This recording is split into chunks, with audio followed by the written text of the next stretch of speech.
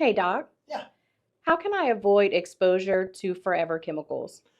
Well, the truth is, you can't. We are so bombarded by chemicals and toxins and environmental solvents and pollutants in today's society that you can't avoid them. There are no more good diets anymore.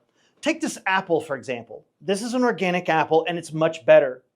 But if you look at a conventional apple, when I spray this with pesticides, it makes a pool of pesticides in this divot on top.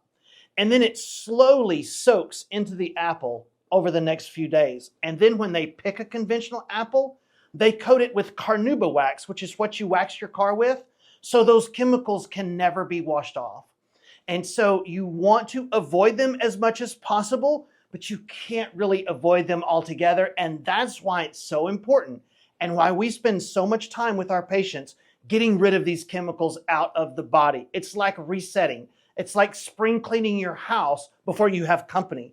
The first stage of our programs typically are just getting a fresh cleanse on the body so the body can heal.